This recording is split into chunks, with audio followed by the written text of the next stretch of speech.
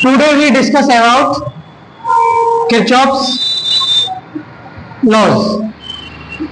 बेटा इसमें सबसे पहले बात देखने वाली है कि हमारे पुराने जमाने में जो सर्किट हुआ करती थी बहुत ज्यादा कॉम्प्लिकेटेड हुआ करती थी, लेकिन उसके बाद हमारे किरचॉफ ने हमारे दो रूल दिए, जिसमें पहला था आपका जंक्शन रूल।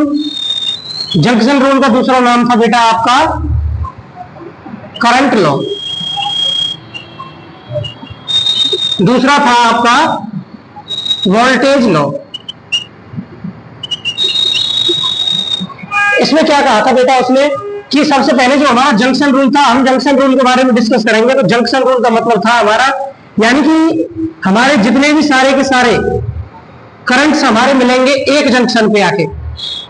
ये हमारे 5 करंट है, इधर से हमारा I1 आ रहा है, इधर से I2 आ रहा है, इधर से I3 आ रहा है, इधर से I4 आ रहा है और इधर से I5 कर रहा है हमारा लीड। लेकिन जो ये आपका पॉइंट है P, इस पॉइंट पे आपके सारे के सारे करंट जो थे I1 plus I2 plus I3 plus I4 plus I5, इन सारे के सारे सम का क्या होता था बेटा, इनका सम होता था वो 0।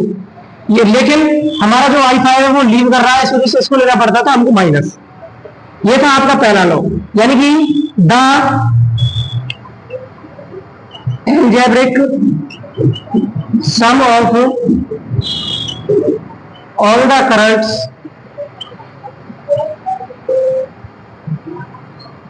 meeting at a point is always 0।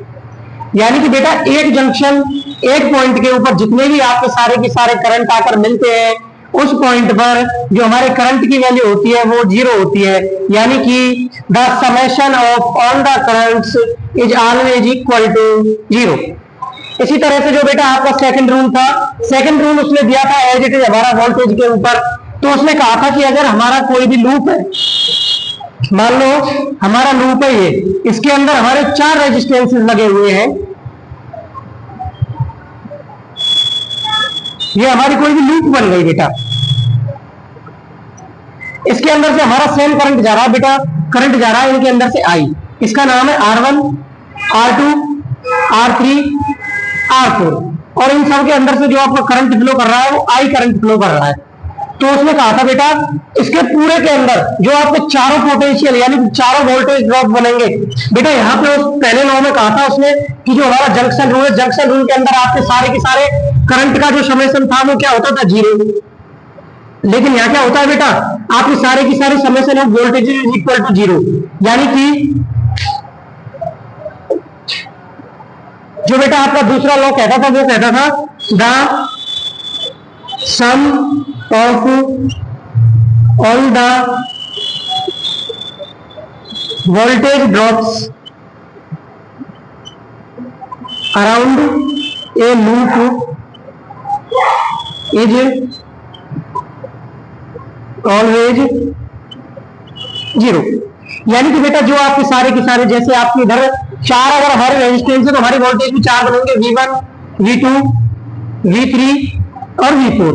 यानी कि आपके जितने भी सारे के सारे आपके वोल्टेज हैं, यानी कि V1 plus V2 plus V3 plus V4, सबका बेटा जो सम होगा वो सबका सम आपका 0 के बराबर होगा। यानी कि the summation of voltage is always equal to 0। ये थे बेटा आपके किरचॉफ लॉज।